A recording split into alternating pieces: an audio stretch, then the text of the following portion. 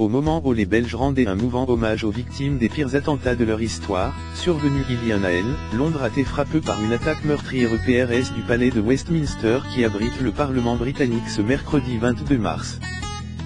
Alors que la presse locale SME face la terreur et dénonce un coup porte l'un des symboles de la démocratie, voici les éléments autour du drame qui a fait 4 victimes et environ 40 blessés qui ont pour l'heure fait surface. Les faits. En début d'APRS midi mercredi, en plein cœur de la capitale britannique, un homme au volant d'un 4x4 lance son véhicule sur les passants sur le pont de Westminster qui enjambe la Tamise, menant au Parlement et Big Ben. La police de Londres a dit avoir été appelé environ 14h40 heure locale. Peu APRS la sortie du pont, l'homme emboutit sa voiture sur le bas CT, puis en sort et court vers les grilles du Parlement, où la première ministre Theresa May vient de s'exprimer devant les députés. Il poignarde mort un policier. La police fait feu au moment où il essaie de s'attaquer à un deuxième policier, il est tué. Les députés sont aussi des confins l'intérieur du Parlement. Theresa May, elle, est immédiatement vainqueur, des photos la montrent quittant le Parlement grande vitesse bord de sa voiture officielle. Les élus sont leur tour évacués un peu plus tard vers les locaux de Scotland Yard, situés proximi, escortés par des policiers lourdement armés. Les victimes. Outre son auteur qui a été tué, l'attaque a fait au moins 4 morts dont le policier poignard. L'identité de ce dernier a été rendue publique par ses collègues GES, Kate Palmer, âgée de 48 ans, travaillait depuis 15 ans pour les services de protection parlementaire. Il était mari et était papa.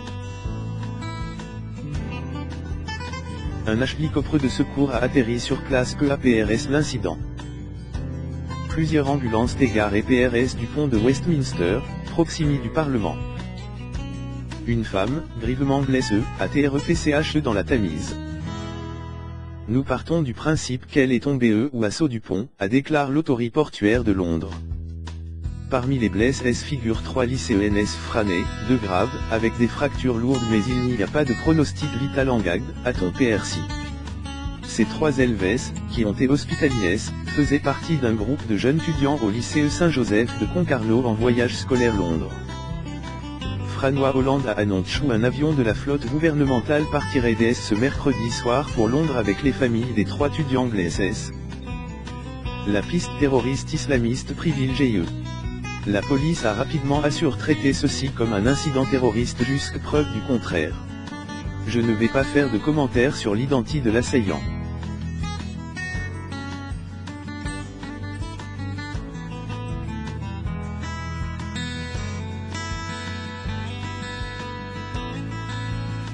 Mais nous privilégions la piste du terrorisme islamiste, a ensuite déclaré dans la soirée Mark Rowley, le commandant de l'unité antiterroriste devant Scotland Yard mercredi soir. L'assaillant a agi seul selon les enquêteurs et son acte n'a pas encore été revendiqué mais l'enquête avance grand pas, a assuré Rowley. La scène de l'attaque, intégralement bouclée, a été examinée au cours de la nuit. Le Parlement rouvrira vendredi. Certains aiment y invoquer un nom pour l'homme qui a fond dans la foule mais son identité n'a pas encore été confirmée. La BBC et le Télégraphe rapportent que la voiture qui a servi à sème la terreur aurait pu être louée Birmingham, où un raid aurait été MEN cette nuit. La police n'a pas souhaité comment l'information, explique le Guardian. Réactions et hommages. Vêtue de noir, Theresa May a dénoncé dans la soirée un attentat pervers, lors d'une allocution solennelle devant sa résidence de Downing Street. Le terroriste a choisi de frapper en plein cœur de notre capitale où les gens de toutes nationalités, religions et cultures convergent pour célébrer les valeurs de liberté, de démocratie et de liberté de parole.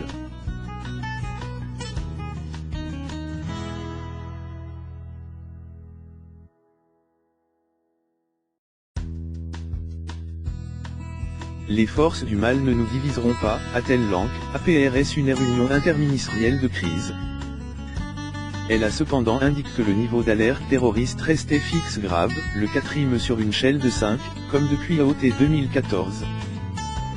Les Londoniens ne se laisseront pas intimider par le terrorisme, a lancé le maire de Londres Sadiq Khan.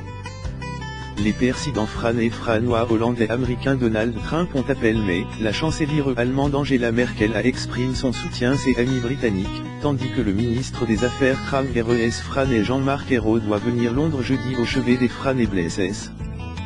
En hommage, à Tour Eiffel s'éteint minuit et la mairie de Tel Aviv en institut sénégalais de recherche agricole elle a notamment affiché le drapeau britannique sur sa façade.